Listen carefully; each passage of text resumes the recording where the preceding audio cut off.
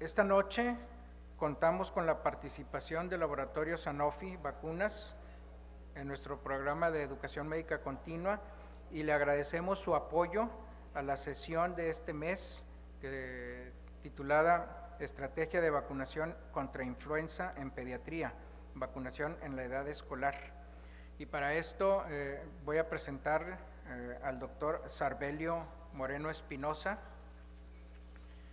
El doctor Sarbelio Moreno es originario de Querétaro, estudió la licenciatura en Medicina en la Universidad Autónoma de Querétaro, es especialista por la UNAM en Pediatría e Infectología Pediátrica, egresado del Instituto Nacional de Pediatría, tiene grado de maestría y doctorado en Ciencias Médicas realizadas en el Instituto Nacional de Ciencias Médicas y Nutrición Salvador Subirán, en donde se ha desempeñado como investigador. Actualmente es candidato a doctor, postdoctoral fellow in research en el Cincinnati Children's Hospital Medical Center. Fue jefe del Departamento de Infectología del Hospital Infantil de México Federico Gómez hasta marzo del 2019 y actualmente es el director de Enseñanza Médica y Desarrollo Académico en el mismo Hospital Infantil Federico Gómez. Es investigador titular de los Institutos Nacionales de Salud. Cuenta con más de 50 publicaciones entre capítulos de libros y artículos en revistas indexadas. Funge como director y o asesor de más de 25 tesis de licenciatura en Medicina, licenciatura en Química, especialidad en Pediatría y subespecialidad en Infectología Pediátrica. Es miembro de la Red Mexicana para el Estudio de las Enfermedades Emergentes. Es miembro de la Asociación Mexicana de Infectología Pediátrica, miembro de la Asociación Mexicana de Infectología y Microbiología Clínica y miembro de la Sociedad Latinoamericana de Infectología Pediátrica. Pues, sin más preámbulo, le pido al doctor Sarbelio Moreno que pase al frente para que nos dicte su conferencia.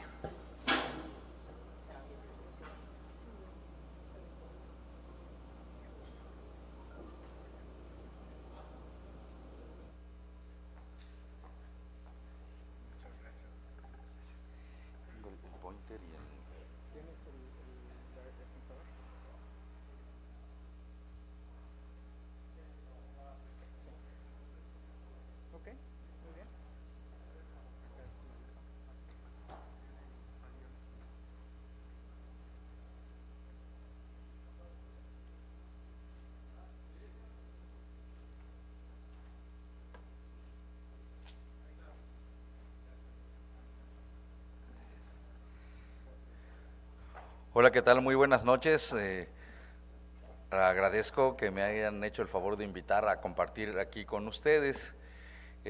Vamos a ver un tema muy interesante. Influenza, pues siempre llama la atención el tema de influenza, pero muchas cosas pues, ya están muy trilladas. A veces se nos atiborra tanto de información acerca de la influenza que a veces hasta cansa. Por eso hay que buscar cuáles son las partes nuevas, porque pues hablar de influenza nunca vamos a terminar, porque así como la naturaleza del virus es mutar y cambiar, también la naturaleza de la información acerca de influenza también muta, también cambia. Entonces lo que pudo haber sido cierto en algún momento va cambiando esta información.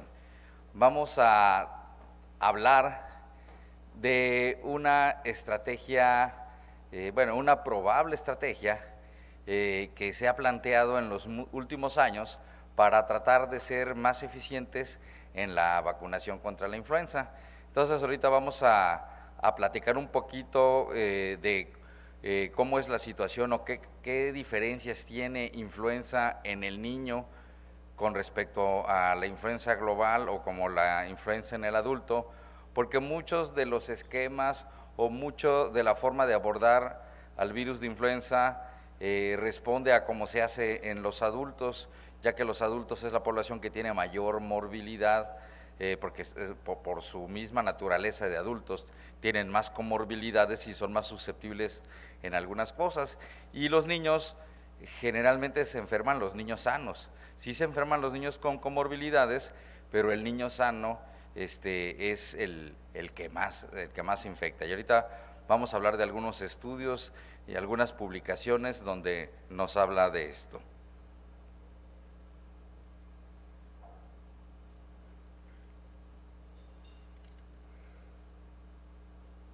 Ahora sí, esa es la última.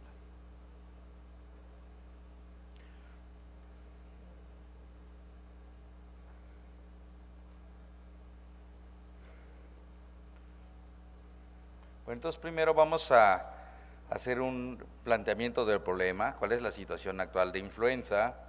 Luego vamos a hablar de epidemiología de la influenza, haciendo énfasis en la carga de enfermedad. Vamos a hablar de la vacunación universal y algunas poblaciones de riesgo, diferencias de la influenza en el niño. Después vamos a hablar del grueso de por lo que estamos aquí, que son los grupos de edad estratégicos, y en este caso los escolares, y al final vamos a concluir. Bueno, como ustedes saben, la influenza no solamente es una enfermedad respiratoria, no solamente es un catarro común y un poquito más grave que los otros, sino que tiene afección no nada más a las vías respiratorias, sino que también tenemos afección al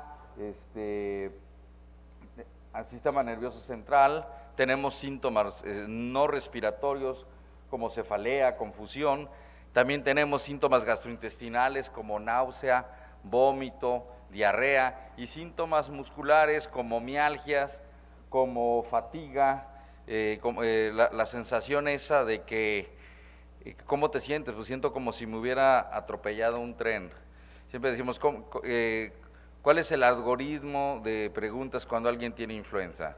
La primera vez, ¿sientes que te atropelló un tren? Sí. Pase a la siguiente pregunta.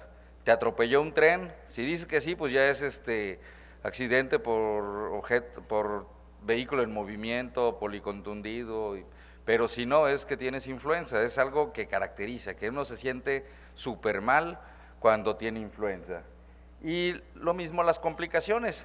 Tenemos complicaciones neurológicas como síndrome de Guillain-Barré, como mielitis transversa, puede haber también meningitis, meningoencefalitis. Tenemos afecciones cardíacas, y no nada más cardíacas per se, de que haya miocarditis, pericarditis, sino descompensación de la enfermedad cardíaca previa, así como descompensación de la enfermedad respiratoria previa, como los pacientes con enfermedad pulmonar obstructiva crónica. Un grupo muy importante, las embarazadas.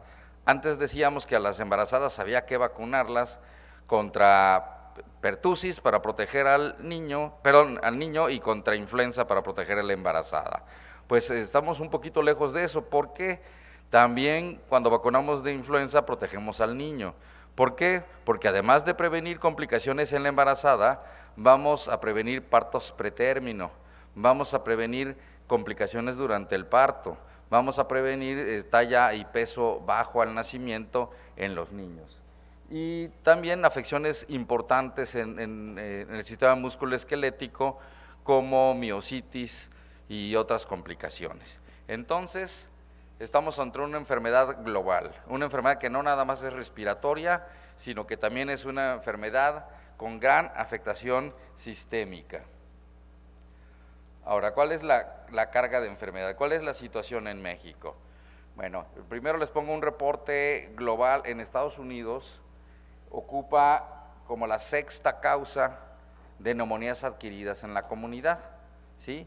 Hay virus que más frecuentemente causan neumonía, sobre todo en la población pediátrica, como virus sincicial respiratorio y rinovirus, pero influenza no nada más es neumonía, influenza es afección a muchos otros niveles. Ahora, ya hablando de nuestra estadística nacional, ¿qué pasa en México? Existen varios estudios. Hay, por ejemplo, un grupo de la Red para el Estudio de Enfermedades Respiratorias en el Valle de México, que que conjunta datos de varios de los institutos nacionales de salud, donde si juntamos influenza A, H1N1, H3N2, la no tipificada influenza B, ocupa el cuarto lugar como causa de enfermedad tipo influenza, ¿sí? Por supuesto precedido de virus inicial respiratorio y rinovirus, pero no por eso menos importante, porque ya les dije, no, la influenza no nada más es una enfermedad respiratoria, sino es una enfermedad que actúa a diferentes niveles. Y en el interior de la República también hay el grupo de la doctora Rosa María Wong, donde toman ellos en cuenta como parámetro también neumonía adquirida en la comunidad, e influenza también es el cuarto lugar. O sea, influenza es prevalente en México. Algún tiempo se trató de decir esto y de decir pues, que era mucha especulación, mucho invento por 1000 motivos. Ahora ya los que oímos eso hace 10 años, yo creo que no hay nadie que no esté convencido de la importancia de influenza, de lo devastadora que es la influenza, de lo mal que les va a las personas, de lo mal que les va a las personas cuando tienen influenza y lo mal que les va a los niños cuando tienen influenza.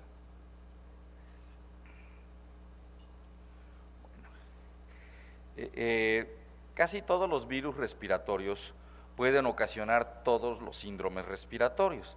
O sea, virus incisional respiratorio nos da más bronquiolitis o neumonía, pero también puede dar laringotraqueitis, también puede promover otitis, también puede dar infección de vías aéreas altas. Adenovirus, pues la mayoría de las faringoamigdalitis a las que les damos antibióticos son por adenovirus, yo creo que el 95%, y no deberían haber requerido antibióticos, pero también puede dar una bronquitis obliterante, puede dar laringotraqueitis, y así todos los virus respiratorios, ¿sí? Pero el que más ataque al estado general causa, el más febril de todos es influenza, ¿sí? 94, 89% de los pacientes con influenza A y con influenza B van a tener fiebre de alto grado si los comparamos con los demás virus. Posiblemente sincicial respiratorio, metaneumovirus, para influenza vaya a dar más falla respiratoria, vaya a dar más dificultad respiratoria, pero quien va a tener más afección sistémica, quien va a deteriorar más al paciente es influenza. Ahora vamos a hablar un poquito de la vacunación universal y de las poblaciones de riesgo. Es evidente que la vacunación debe de ser universal, porque todos los grupos poblacionales se afectan por influenza. La realidad es que no hay tantas dosis de influenza para la población mundial y tampoco alcanza para todos. Por ejemplo, en México se compraron 44 millones de dosis y somos 120 millones, por lo cual siempre se priorizan algunos grupos poblacionales, pero el que haya prioridad para unos grupos poblacionales no significa que los demás no la debieran de recibir. En condiciones óptimas todos deberíamos de tener vacuna contra influenza, ¿sí? Entonces, de los grupos prioritarios van a ser los dos extremos de la vida, los niños menores de 2 años y los adultos mayores de 65 años. También los que tienen enfermedades crónicas. Cada vez tenemos más niños con enfermedades pulmonares crónicas. Uno dirá, no, pues las enfermedades pulmonares son pues los adultos que son epocosos, que son fumadores, pero los niños también cada vez tenemos más sobrevivientes de niños con displasia broncopulmonar. Eran niños que antes se morían o no tenían acceso a la ventilación mecánica o no duraban tanto. Cada vez tenemos más sobrevivientes de este grupo, entonces esos van a equivaler a los adultos con EPOC. También tenemos la población asmática que también va en incremento. Pacientes cardiovasculares, también cada vez tenemos más pequeñitos que gracias a los programas de intervención oportuna, que se les hace cirugía paliativa primero y luego ya cuando están en mejores condiciones ya les hacen la corrección total de las cardiopatías congénitas, y muchos otros que deberían de haber sido ya operados pero que están en espera y que en esa espera les da influenza y se hospitalizan y duran mucho tiempo internados. Entonces esos grupos equivalen al adulto con miocardiopatía hipertensiva, isquémica, dilatada, etcétera. Hepatópatas, los pacientes que tienen alteraciones hematológicas, metabólicas, la gran epidemia de la diabetes que también afecta a los niños pequeños, y alteraciones neurológicas. Tenemos un montón de niños postrados. ¿Por qué? Porque muchos pacientes que tenían parálisis cerebral infantil y que no sobrevivían, ahora los tenemos. Los pacientes con mielomeningocele, con síndrome de Chiari, que están condenados a estar todo el tiempo en reposo, cada vez tienen mayor sobrevida. Entonces tenemos más gente susceptible a tener una mala evolución si se sobreinfecta por influenza. Y el grupo de los inmunocomprometidos también, cada vez hay más inmunocomprometidos, y no es porque haya más VIH, es porque cada vez más gente tiene acceso a quimioterapia para cáncer. Los pacientes reumatológicos cada vez tienen más acceso a la terapia biológica. Los pacientes cada vez tienen mayor acceso a los programas de trasplante de órgano sólido y de células hematopoyéticas. Entonces cada vez tenemos pacientes más susceptibles a muchas enfermedades, ¿sí? La embarazada, que ya lo habíamos dicho, y también pues los pacientes que viven en casas de cuidados crónicos, que también han ido en aumento, y ahí sí le da uno y en cadenita se van infectando todos los demás. Entonces esos son los grupos prioritarios, pero eso no quiere decir que la vacunación no deba de ser universal. Si comparáramos adultos con niños, este es un esquema que sale todos los años, a excepción de este año que no salió este esquema de la Academia Americana de Pediatría, comparando, pues siempre los adultos tienen mayor comorbilidades que los niños, a excepción de asma, que es mucho más frecuente en la población infantil. Y si vemos sin condición conocida, pues tenemos más niños que los adultos. ¿Por qué? Porque el paciente sano, pediátrico, es el que más se infecta, al contrario que en los adultos. Ahora vamos a ver algunos estudios que nos demuestran algunas diferencias en el comportamiento de influenza entre los niños y los adultos.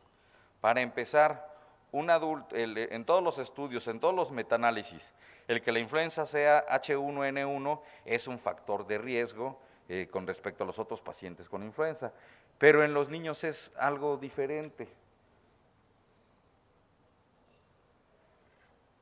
Este es un estudio que se hizo en Finlandia, donde se compararon 365 pacientes mayores de 13 años con influenza y sin influenza, de 2000 a 2002.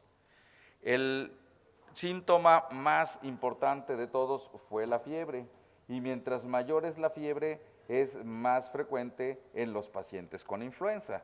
Pero, ¿cuáles de estos datos son más sensibles y cuáles son más específicos? Por ejemplo, si nosotros consideramos a todos los niños que tienen fiebre mayor de 38, que tienen rinitis y tos, que son síntomas característicos de influenza, pues son los tres síntomas, tenemos una sensibilidad del 90%, 78%, 77%, pero esos datos son muy poco específicos porque hay muchos otros síndromes respiratorios o infecciones por otros virus que también cursan con esto. Pero sin embargo, mientras mayor es el grado de la fiebre mayor a 40 grados, tiene una especificidad del 98%, ¿sí? O sea que si un paciente tiene síntomas respiratorios y tiene fiebre muy alta, no vamos a pensar, no es tan común que eso sea, pues no, vamos a descartar micoplasma y las neumonías afebriles, no vamos a pensar en neumococo, que no vamos a tener una fiebre tan alta, no vamos a pensar en otros virus respiratorios, sino vamos a pensar en influenza, aunque es muy específica como los otros síntomas respiratorios, más no es tan sensible. Entonces tenemos que hacer un punto medio y ponernos a echar a andar nuestra imaginación, nuestros conocimientos clínicos, para establecer un buen diagnóstico, para iniciar un tratamiento precoz mientras tenemos la confirmación. Y si nunca vamos a tener confirmación, porque esa es la realidad de nuestro país, porque no todo el mundo tiene acceso a los métodos moleculares, por lo menos hicimos un buen trabajo clínico y vamos a tratar como influenza o considerar influenza lo que realmente es influenza. Ahora quiero mostrarles un estudio en Canadá. Este estudio tiene una característica muy importante, que toma pacientes del periodo prepandémico al periodo y después del periodo pandémico, y compara los niños con influenza A con los niños que tuvieron influenza B. Este es un estudio de vigilancia activa que duró cerca de 4 años. Los niños, la media de los niños eran de 2 a 3.9 años y duró desde el 2004 al 2013. Fue de base hospitalaria y se comprobó la influenza por métodos moleculares. Entonces fueron cerca de 2.500 niños contra 1.500 niños con influenza B. Y si tomamos síntomas sistémicos, vemos cómo la cefalea es hasta 3 veces mayor, y ya con una razón vamos a ajustar a 2 veces mayor en influenza B que en influenza A. Otros síntomas no respiratorios como las mialgias y las artralgias son 5 a 3 veces mayor en influenza B que en influenza A diferencia de cómo ocurre en los adultos, en que influenza A y más H1N1 nos va a dar mayor gravedad que influenza B. Y complicaciones no respiratorias, fíjense, la probabilidad de tener miositis es hasta 7 u 8 veces mayor en influenza B que en influenza A. Y parámetros más duros y más consistentes, como mortalidad atribuible a influenza o mortalidad por todas las causas, tenemos que es 3 veces mayor en influenza B. Y así les fue a los canadienses. Hay otros estudios de otros países que reportan similares y pues ojalá tengamos pronto datos de nosotros. Pero sobre todo no subestimar a la influenza B. Por eso es tan importante tener mayor cobertura en la vacunación contra influenza B y la razón de las vacunas tetravalentes, donde no se nos van a escapar ninguna de las 2 estirpes de influenza, ¿sí? Antes decíamos, pero es B, no le pongas oseltamivir. Es B, hombre, no hay problema. Y ese sentimiento, ese conocimiento se lo permeábamos a la población, y la población no se dice, no fue, qué bueno, estoy tranquilo, y muy lejos de la realidad. La influenza B tiene un comportamiento tan malo como la A, o hasta peor, como vimos en el estudio canadiense. Ahora, comparando niños con adultos, este es un estudio que se hizo en Taiwán. Es una corte retrospectiva de todos los pacientes que se corroboró influenza por métodos moleculares. Participaron pacientes tanto de las terapias intensivas pediátricas como de las terapias intensivas de adultos. Y aquí se vio todos los parámetros que siempre preguntamos o que nos preocupan más de enfermedad subyacente, cardiopatía crónica, neumonopatía crónica, nefropatía, los parámetros de laboratorio como leucocitosis, trombocitopenia, falla respiratoria, ventilación mecánica, todos estaban presentes con mayor frecuencia en los adultos, los de color azul, mientras que en los niños no, la mayoría de los niños eran previamente sanos. Si acaso los niños que tenían procalcitonina alta eran más proclives a tener influenza, ¿sí? Pero esta gráfica se las pongo sobre todo, esta tabla se las pongo sobre todo para que vean que la mayoría de los niños con influenza son previamente sanos, a diferencia del trabajo de los internistas y de los infectólogos de adultos, de que van a ver al cardiópata que se complica, al diabético que se complica, al epocoso que se complica, al hepatópata, al insuficiente renal que se complica. Y este estudio es un estudio donde es un seguimiento durante varios años de pacientes entre 6 meses y 12 años, o sea, población pediátrica, multicéntrico en España, hospitalario, y donde se corrobora influenza mediante PCR, donde se ven cuáles son los motivos por los que acuden a un hospital los niños con influenza. Por falla o dificultad respiratoria, el 86%. Y un 62% de estos niños no tienen ninguna comorbilidad, o sea, son previamente sanos, ¿sí? Las principales causas por las que acuden es por fiebre y por síntomas respiratorios, no por algunas otras causas. Entonces, ya con este panorama de que influenza A e influenza B son importantes, de que los niños, la mayoría, son previamente sanos, sí, por supuesto que influyen las comorbilidades en los niños, pero no tanto como en los adultos. Pasamos a los grupos estratégicos de edad. Y estos grupos estratégicos de edad, este conocimiento va más encaminado a demostrar lo importante es voltear los ojos al escolar. Miren, La carga de enfermedad en lactantes y en ancianos es muy conocida. Casi todos los artículos que hay de influenza hablan sobre de qué se complican los viejitos o por qué se mueren los niños chiquitos cuando tienen influenza. Sí, pero no se conoce tanto acerca de los escolares. En Estados Unidos, 10% de los niños entre 5 a 17 años de edad ocasionan gastos de 22,000 días de hospitalización, cerca de 4 millones de consultas anuales, y tiene una carga económica de una cantidad importante de millones de dólares. O sea que, aunque no es tan importante como otros grupos de edad, sí lo es. Pero ¿por qué nos vamos a fijar en los escolares? Primero, los escolares son el vector más importante para la transmisión comunitaria de influenza.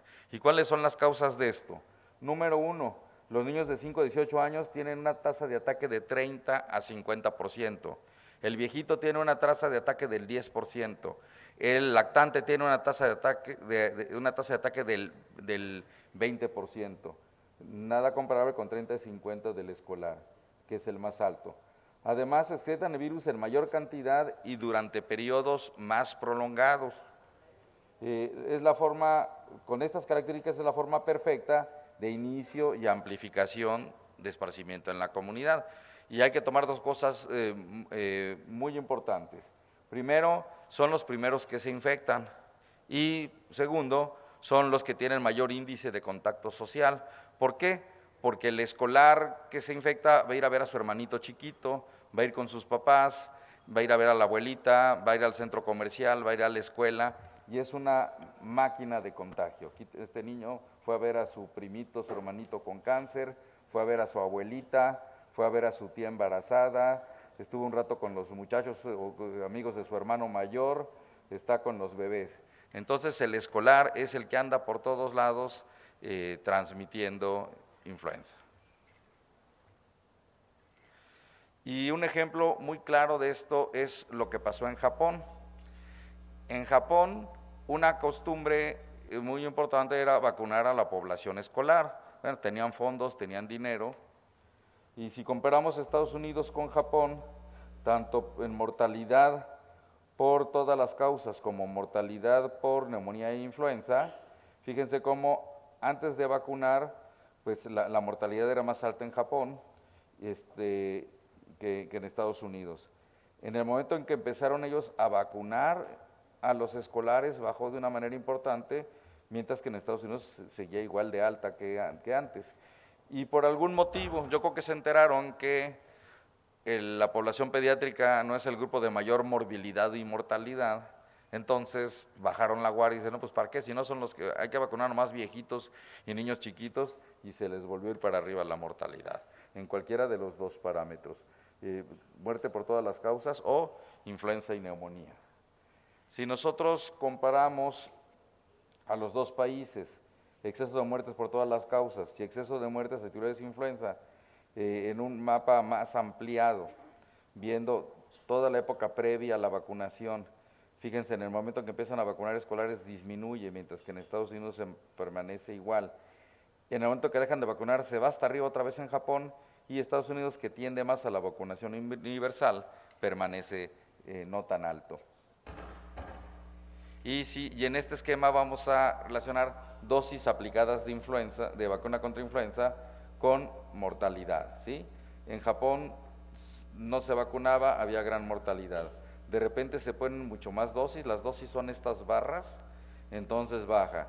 En el momento en que disminuyen las barras, o sea las dosis, aumenta la mortalidad. En Estados Unidos está alta, no tan alta, pero las dosis son constantes y recientemente ha habido un incremento, entonces disminuye la mortalidad, ¿sí? Entonces este es un ejemplo muy claro que nos da la historia de la vacunación, de cómo sí influye dejar de vacunar al escolar. Y ha habido varios estudios en los que se intenta ver qué tanto puede repercutir en la población vacunar a los escolares. Este es el primero, este es un estudio donde se tomaron 4 escuelas en las que se vacunaron y 4 escuelas sin vacunación. Esto fue en Estados Unidos, en California. También fue una vigilancia activa y corroborada con métodos moleculares, ¿sí? Las dos poblaciones, la intervenida y control, son similares, si acaso son un poquito más pobres en la intervenida. Pero fíjense bien, La parte azul de las barras corresponde a los niños que van a vacunarse de influenza al centro de salud, que como son escolares, pues son muy poquitos los que se vacunan. Aquí los escolares tampoco están vacunados contra influenza. En el centro de salud se los ponen si son menores de 5 años, o si están viejitos, o si tienen una comorbilidad. Entonces, estas 4 escuelas fueron intervenidas, y estas 4 escuelas no tienen vacunas adicionales, ¿sí? En esta temporada, influenza fue lo más prevalente. Y decía, pero ¿por qué? Si vimos en estudios anteriores que era más frecuente virus sincicial respiratorio y rinovirus. Sí, pero estos en escolares, el sincicial respiratorio y rinovirus causa mayor mortalidad y morbilidad en los niños más pequeños y en los viejitos. Esto es influenza, entonces hubo mayor influenza que rinovirus, que adenovirus, que sincicial respiratorio, que parainfluenza y que metaneumovirus. ¿Sí? Ahora, comparando las escuelas control con las escuelas intervenidas, de color azul tenemos a las infecciones respiratorias no influenza, y de color rojo tenemos a influenza. Entonces, esta escuela control que no fue intervenida tiene muchísimo más influenza que las intervenidas donde sí se vacunó. ¿Sí? Y si vemos, si nosotros estratificamos por no nada más vacunados y no vacunados, sino muy vacunados, medianamente vacunados y poco vacunados y no vacunados, las escuelas control son las más altas. Las escuelas en las que solo se vacunó el 30% las siguen. Las que tenemos una cobertura mayor al 50% son las que tenemos cifras más bajas de influenza. Ahora, este es un estudio que se hizo en Japón. Este estudio también se siguieron 13,000 niños de 29 escuelas, de los cuales 2,500 tuvieron influenza. Es un estudio prospectivo de 2014 al 2015. En este estudio se evaluaron 4 estrategias de prevención, 3 y una control. La proporción de vacunados, el uso de usar cubrebocas, el lavado de manos y al hacer buches con agua. Esa fue como una medida control, ¿sí? Por supuesto que todas son importantes, que es importante el lavado de manos y que es muy importante las medidas de higiene respiratorias, pero el que más impacta es el que se va más hacia la izquierda y hacia abajo, es influenza, en comparación con el uso de cubrebocas o el lavado de manos, y por supuesto esta medida control ficticia que es el hacer gárgaras, ¿sí? En esta misma cohorte se estudió cuáles eran los niños que más se vacunaban, y por supuesto que eran los que tenían una enfermedad subyacente y los que se vacunaron la estación previa. ¿Por qué? Pues porque ya es una costumbre. ¿Sí? Entonces, si vacunaron en la previa, pues son las familias que también se vacunan más en esta estación. Y sobre el punto de quién se infecta primero cuando empieza la epidemia de influenza, aquí se comparó el grupo de 0 a 5 años con el de 25 a 60 y el grupo de 5 a 15 años con el de 25 a 60, ¿sí? Aquí tenemos, o sea, si nosotros vemos los 3 grupos juntos en una tabla general, pues perdón, en una gráfica general no se distingue, ¿sí? Ahora, aquí tenemos 0 semanas, aquí tenemos menos 2 semanas y aquí tenemos menos 4 semanas. Entonces, comparando con los adultos, hay una diferencia de 2 semanas con los escolares y hay con los pequeñitos, y una diferencia de 4 semanas en que se adelanta o que son los primeros que se infectan de influenza. Y en cuanto al grado en el que se excreta el virus de influenza, el primer estudio que vio esto fue un estudio de puros contactos de enfermos con influenza. Estos se clasificaron en 3. Si tenían muchos síntomas, bueno, más de un síntoma, eran sintomáticos. Los que tenían un solo síntoma eran pausisintomáticos, y los que no tenían síntomas, pero que sí tenían una prueba positiva, eran los sintomáticos. Entonces, aquí en esta gráfica podemos ver la duración de la excreción viral. Los asintomáticos la excretan durante menor tiempo. Los pausiasintomáticos más que los asintomáticos, pero menor cantidad. Y los sintomáticos son los que excretan el virus. Eso nos habla de que tenían mayor carga viral y por eso lo excretan durante más tiempo. Y eso pues nos suena bastante lógico. Pero, bueno, este es un estudio que se hizo en Hong Kong. Pero después hicieron un estudio en Nicaragua muy importante. Se tomaron en cuenta tanto niños como adultos en centros de salud. A los niños, si salían positivos con una prueba rápida, se les tomaba muestras diarias, y a los adultos contactos se les hacían 5 visitas cada 2 o 3 días, durante 10 a 14 días, y también se les tomaban muestras respiratorias.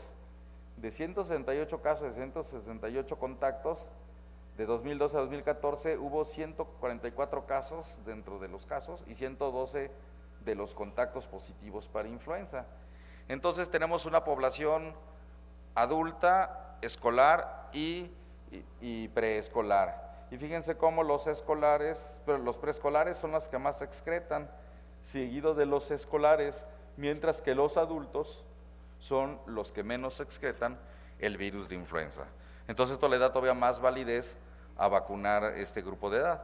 Posiblemente, no se trata de dejar desprotegido, dejar de vacunar a las poblaciones de riesgo, pero posiblemente una inversión importante en salud es vacunar a los escolares, porque muy probablemente de esa manera vamos a impactar más.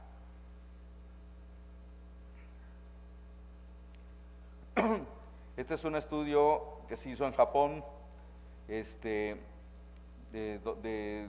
donde se estudiaron niños de primaria y de secundaria. Se les hizo un cuestionario a todos los que tenían influenza, cuáles tenían contactos, ¿sí?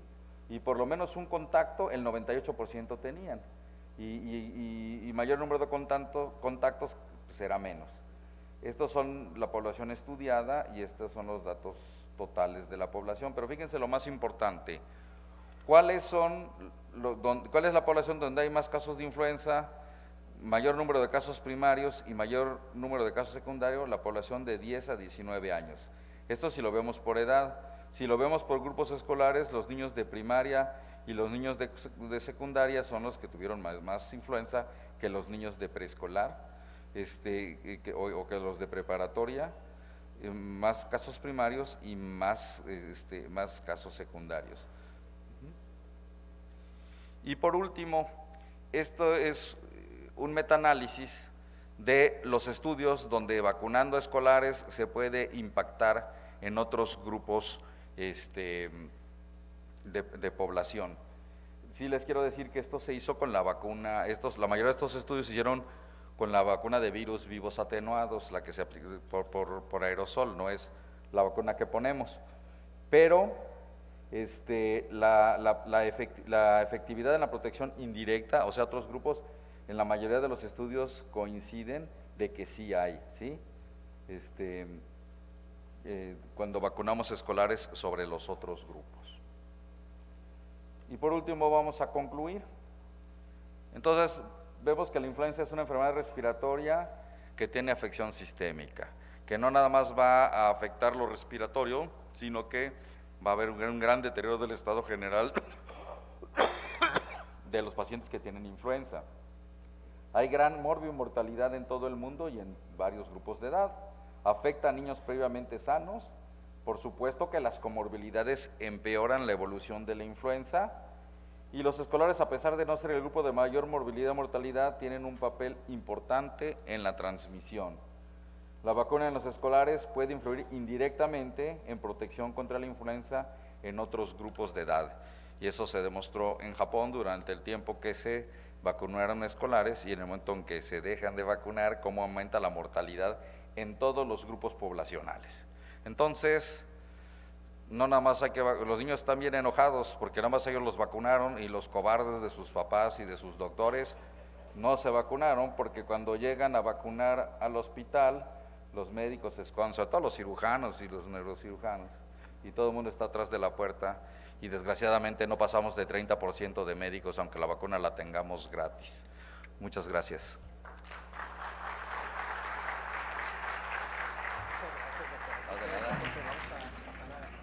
Claro que sí. Muchas gracias, le agradecemos mucho al doctor Sarbelio Moreno esta plática que nos ha dado por demás bastante interesante. Y vamos a pasar a la sesión de preguntas. Vamos a darle oportunidad a si hay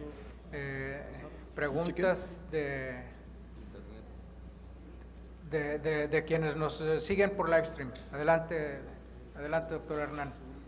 ¿Qué tal? Buenas noches. Tenemos algunas preguntas.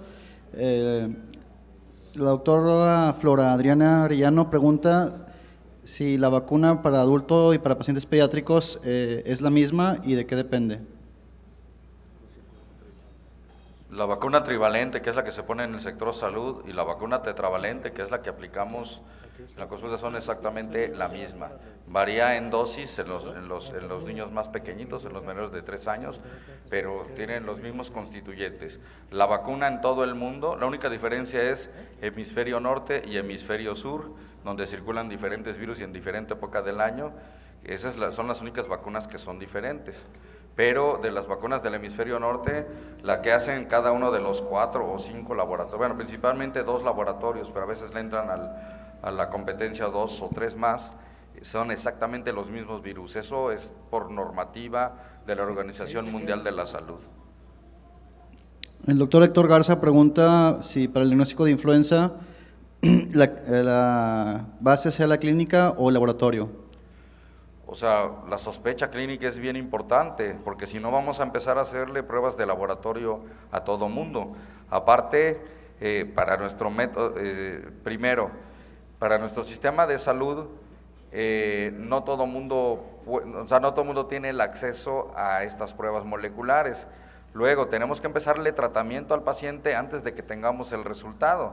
Si nosotros muchas veces los tenemos en 24 horas y en otros lugares que se van a los laboratorios estatales, tenemos los resultados en 48 horas. Imagínense qué haríamos si no iniciáramos una terapia empírica. Y lo mismo pasa con todo, ¿no? O sea, cuando cultivamos una infección urinaria, debemos de empezar tratamiento precoz. Siempre tenemos que, por eso es bien importante la clínica. El diagnóstico definitivo nos lo va a hacer el laboratorio, pero la mayoría de las veces ya sabemos, va a salir positivo o tal vez salga negativo, o se lo tomé porque me entró la duda, pero realmente la clínica es la reina. También preguntan qué tan confiable es la prueba rápida. Pues miren, antes yo les diría que no era tan confiable, que un 30%, 50%, pero cada vez hay pruebas rápidas mejores. Ahora ya también ya hay pruebas rápidas que no nada más es el método cromatográfico, sino también se ponen en un aparato que tiene mayor poder de lectura, y hay pruebas que ya tienen hasta 80 o 90% para influenza A y 75-80 para influenza B. O sea, sí, no es lo mismo la prueba rápida que hacíamos en la pandemia que las pruebas que hay ahorita. La doctora Zamudio pregunta acerca de las dosis. ¿Por qué la presentación de la tetravalente viene una división entre 0.25 y 0.5 mililitros? Bueno, siempre se hace la especificación, siempre se dice esta es de esta dosis y esta es de la otra dosis, pero no hay diferencia en cuanto a dosis, hay diferencia en cuanto a volumen de dilución, ¿sí? Pero las unidades son las mismas. También preguntan si los pacientes menores de 3 meses que están en contacto con caso confirmado de influenza, se recomienda tratamiento preventivo. Por supuesto que son candidatos a profilaxis dependiendo del grado de exposición que tengan. Lo que sí es muy importante en estos pacientes es que bajo ningún motivo deben de dejar de recibir lactancia materna. Aunque la mamá tenga influenza, no deben de dejar de recibir lactancia materna. Que se ponga cubrebocas la mamá y se lave las manos cada hora, pero protege mucho más la lactancia materna que el suspenderla para que el niño no vaya a tener influenza. También preguntan si Perdón. ¿Sí? En los niños pequeñitos, incluso cuando se les da tratamientos, el tratamiento se hace en base a la edad gestacional, al peso y la edad gestacional, ¿sí? Que tuvieron al nacimiento. Entonces, sí, los niños chiquitos también reciben oseltamivir. También preguntan si se debe de dar tratamiento profiláctico a todos los contactos de un paciente. Pues miren, si fuéramos ricos, tal vez sí. Antes había 2 motivos por los cuales nos deteníamos mucho para usar el oseltamivir. Primero, que no fuera a alcanzar porque teníamos muy poquito y muy poquitas dosis.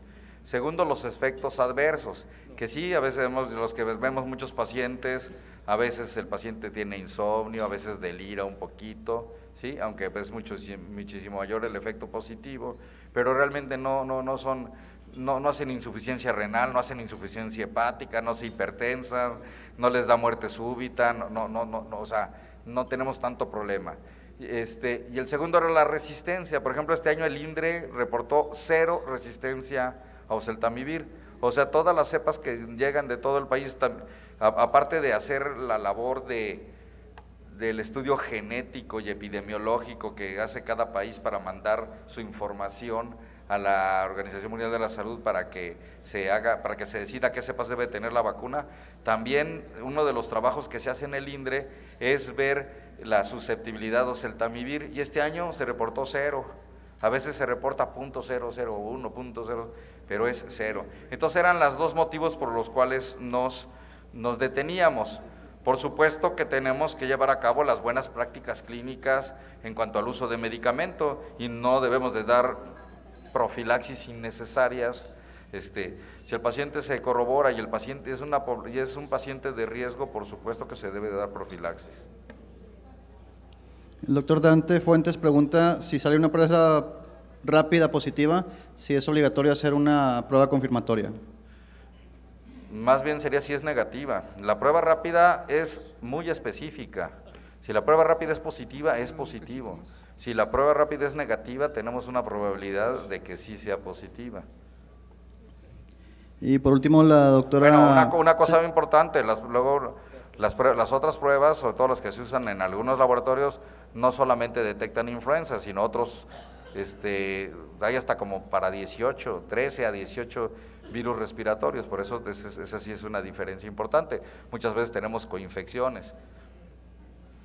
Muchas gracias. Por último, la doctora Zamudio pregunta ¿en qué situación se considera adecuado cerrar o suspender clases en una escuela? Pues eso no lo sabría responder, pero si muchos pacientes tienen, no sé, si muchos pacientes tienen influenza y no está en control. Una ventaja que tiene influenza es que sí se conoce cuál es el periodo de incubación. Influenza B son 12 horas e influenza A son 24 horas. Igual en base a eso, haciendo que no vayan los últimos pacientes, pues no se tiene que suspender por mucho tiempo definitivamente. Bien, son todas las preguntas. Miren, más o menos para que se den idea, adenovirus, su periodo de incubación son 3 días, virus inicial respiratorio son 4 días, rinovirus son 3,5 días, influenza es 12, y eso es bien importante para los casos intrahospitalarios. Si el paciente está hospitalizado y a las 48 horas empieza con datos de influenza y sale positivo, ese fue cortesía de la casa. Ese paciente se enfermó ahí, nomás que antes no se consideraban eso porque no se conocía el periodo. Sarampión, por ejemplo, son 14 días. Entonces sí es bien importante, muy trascendente, que en influenza sea tan corto el periodo de incubación, y eso nos aporta mucho conocimiento. Muchas gracias, son todas las preguntas de internet. Sí, doctor.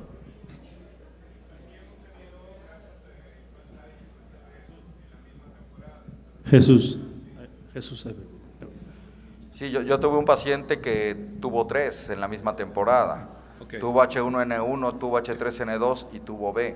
Sí es frecuente. Si tenemos la circunstancia de un paciente con cualquiera de ellos, con influenza A, que no fue vacunado, ¿se le debería poner la vacuna para prevenir la otra posibilidad? Por supuesto. El paciente se infectó a inicios de la temporada y le dice, oye, espérame tantito, es 15 de diciembre y todavía tienes chance el resto de diciembre, enero, febrero, marzo y tal vez hasta abril de infectarte. Por supuesto que te voy a vacunar ahorita, hasta dentro de 2 semanas vas a tener anticuerpos y hasta dentro de 4 vas a tener los óptimos, o sea que todavía estás en riesgo un buen rato, pero a pesar de eso vas a seguir en riesgo de tener los otros tipos después. La relación de la vacuna con Guillain-Barré o la frecuencia que se presenta es bajísima, sí, o sea es 0.018 y 0.017, o sea es muy baja. ¿Cuáles serían los criterios mayores que debe tener un paciente para considerar internarlo? Bueno, el más importante, Sintomáticos, el desde más luego. importante es que tenga datos de dificultad respiratoria, que tenga una saturación de oxígeno baja, que tenga incapacidad para alimentarse, que rechazo al alimento si es niño chiquito, que tenga cualquier alteración neurológica, ya sea convulsiones o disminución del estado de alerta. Buenas noches. Un bebé que esté lactando menor de 6 meses con mamá diagnosticada con influenza, ¿cuál es la manera como nosotros lo prevenimos? ¿Cómo cuidar ese bebé? Bueno, que la mamá use cubrebocas, lavado de manos, muy importante, aislamiento de los otros contactos, y que no deje de... No le damos oseltamivir. Bueno, si la mamá, sí, por supuesto que le vamos a dar, sí, por supuesto que le vamos, es un contacto más que estrecho, ¿sí? Ok, exactamente. Y sí le vamos a dar oseltamivir, por supuesto, pero no vamos a dejar de darle seno materno. Ok, está bien, gracias. Le va a proteger más el seno materno, y no es así porque así romántico de que el seno materno protege contra todos y es padrísimo, no, miren, uno de los componentes más importantes, ya he venido a Monterrey a hablar un poquito de eso un par de veces, de los oligosacáridos de la leche materna. Es el tercer componente sólido de la leche materna, los oligosacáridos. Después de lípidos y de lactosa, el tercero son los oligosacáridos, más que las proteínas. Dentro de las muchas funciones de los oligosacáridos es que son similares, los oligosacáridos de la leche materna, a los receptores que tienen muchos agentes virales en los diferentes epitelios. ¿Por qué? Porque la leche materna, la glándula mamaria también es un epitelio que tiene estos receptores y se desprenden estos oligosacáridos en gran cantidad en la leche materna. Entonces tienen un mecanismo de señuelo. Si tú tienes circulando estos oligosacáridos o en la luz intestinal o en el tracto urinario, el agente patógeno no se va a pegar al oligosacárido que hay en la pared intestinal, sino se va a pegar al oligosacárido que está circulando. Por eso es, la lactancia materna contra lo que más protege es contra enteropatógenos, no tanto contra patógenos respiratorios, pero influenza sí, porque es muy similar el receptor de ácido ciálico 1, 2, 3 y 4 al oligosacárido que tiene la leche materna. Muy buenas noches. Sí, excelente plática. gracias. Quería preguntar yo, no sé si al inicio de este tipo de vacunas se usaba como componente algo de huevo, si en la actualidad siguen siendo igual o ya cambió otros componentes y no trae nada de eso. La base para que se haga la vacuna sí es huevo, pero el contenido de ovoalbúmina que tiene la vacuna es 0, lo que ha motivado que a partir de 2014, anteriormente las indicaciones de CDC eran que si alguien tenía algún antecedente atópico que fuera leve, pues que el paciente que se hiciera en un lugar donde hubiera algo para reanimarlo, que se vigilara después, que si el paciente tenía una complicación grave, que fuera por prescripción del alergólogo o del inmunólogo que estuviera ahí. A partir de 2014 todas esas precauciones se han eliminado, ¿sí? Entonces no tenemos mayor problema. Y eso hay que permearlo mucho a las enfermeras, porque las enfermeras, si el niño no ha comido huevo, no se lo ponen. Son cosas que no están dentro de la norma técnica de vacunación en ninguno de los centros de salud, pero ellas se lo inventan y lo tienen y por ningún motivo lo hacen. O sea que las personas que son alérgicas al huevo, ahorita ya no hay ningún problema para aplicarse la No hay vacuna. mayor problema. Ok, gracias. A ver, sin embargo, en el futuro, o ya se está haciendo los pases ya en células humanas y esto disminuye los shifts y los drift y pudiera aumentar la eficacia de la vacuna. Bueno, ahorita hay vacunas, por ejemplo, que están hechos tomando en cuenta células de insecto. Baculovirus es el vector que se utiliza. Estas vacunas no tienen eso y tienen la ventaja de que son más rápidas. ¿Por qué? Porque es más fácil que esperarse al ciclo que hace en el huevo el virus de influenza. Y si, por ejemplo, empezáramos a vacunar y resulta que no estamos protegiendo nada porque el virus es completamente muy diferente al que, porque la vacuna es predictiva, se podría hacer. Desgraciadamente los primeros decían que había que inmunizar 2 veces porque no eran muy inmunógenas. Las que están en células humanas, no en células humanas, en células animales, se piensa que es algo que remeda más la naturaleza humana y por eso van a ser más eficaces. Actualmente la vacunación, la vacuna universal, que es a la que aspiramos, hay 4 candidatos que no toman como target ni neuraminidasa, ni ¿cómo se llama? Ni hemaglutinina, ¿sí? Sino que toman las proteínas de matriz o algunos otros receptores. Esas vacunas que ya están en fase 4 algunas y otras en fase 3, no van a tener el problema ni de especies, ni de pandemia, ni de, o sea, ya no va a ser necesario vacunar cada año y tener ese problema, y no van a ser en base de huevo. Y dirá, bueno, y los laboratorios que comandan esta pues son los mismos que tienen las vacunas de ahorita.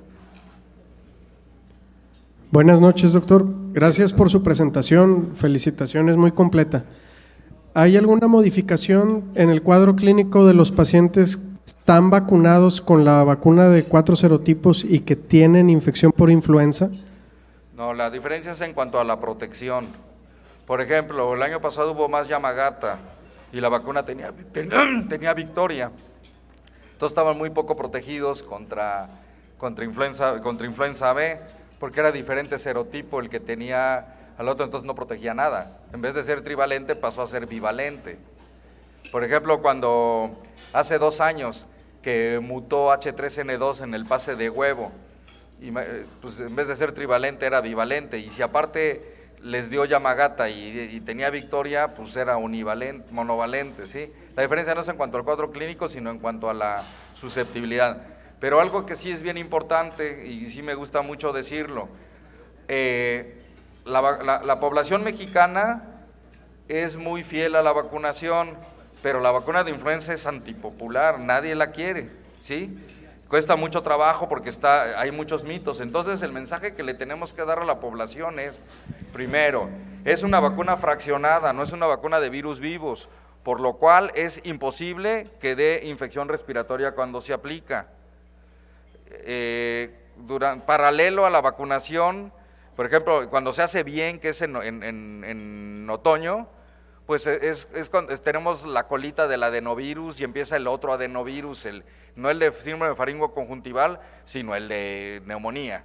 Empieza para influenza, empieza virus incisional respiratorio, que es de otoño-invierno, al igual que metaneumovirus. Hay rinovirus que está todo el año, hay coronavirus que está todo el año. Cualquiera de esos te puede dar en el momento antes o durante, o estás incubándolo cuando te vacunan.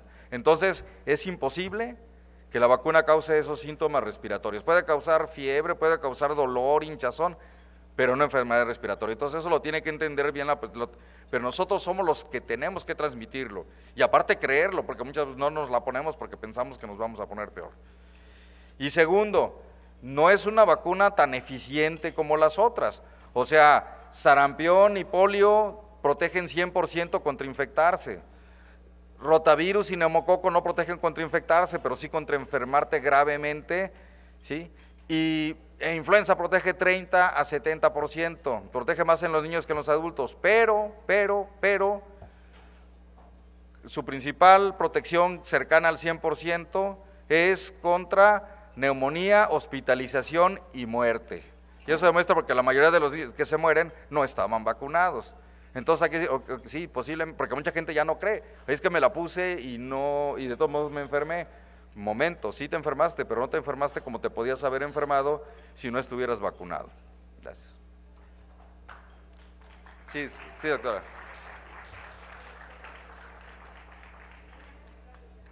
Gracias.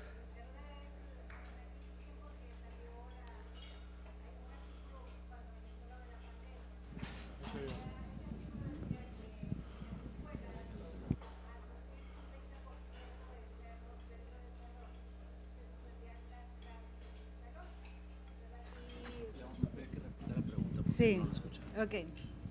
Al inicio de la pandemia había un artículo donde decía que al cumplirse el 30% de enfermos en un salón se suspendía, ¿verdad? Y ahorita yo ya no he encontrado ningún artículo así actual que te diga que se justifica suspender el salón al cumplirse el 30% de enfermos. No, pues porque ya no se ha publicado porque eso no es cierto, o sea, o porque no, o sea… No se justifica. No se justifica. Ajá. Acabamos de hablar del tiempo de incubación Sí. del virus. Uno suspende los que estuvieron, cuenta uno el tiempo de incubación y ya no. Y de todos modos va a haber riesgo de que venga de otro lado, pero no es nada más la escuela. Ok. Pero lo que sí nos demostró la pandemia es que cuando se suspendieron por completo las actividades, se acabó por completo. No aguantó la economía, se reactivó y otra vez volvió y con más fuerte. Luego salieron los niños de vacaciones en las escuelas y volvió a bajar. Llegaron y ya. Y a final del año, 99% de los niños ya tenían anticuerpos y 90% de los adultos. O sea, demuestra que el aislamiento, sobre todo, el lavado, lo que demuestra es que no es por caminar con los pies descalzos, ni dormirse por el pelo mojado, ni las corrientes de aire, Sí. ni porque mi casa es muy fría. Sí. Si es que para que haya una infección respiratoria tiene que haber un cristiano de por medio. Ok. Tiene que haber gallos, mocos, saliva, Sí. manos, Sí, gracias. de nada. Besos, abrazos, saludos de mano.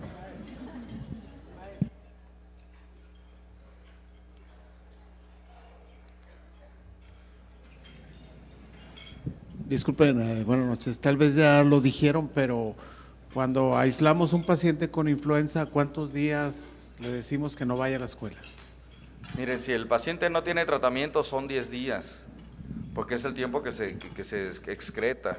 Se modifica con el tratamiento, ¿sí? Se ha descrito hasta 5 días si el paciente, el tiempo de duración del medicamento. Aquí, por ejemplo, los niños que les mostré en el estudio de Nicaragua, hasta 13, 14 días lo excretaron. Si fuéramos muy precisos, hasta 13 o 14 días los aislaríamos. Pero también los estudios en los que se mide después de dar tratamiento antiviral disminuye importantísimo.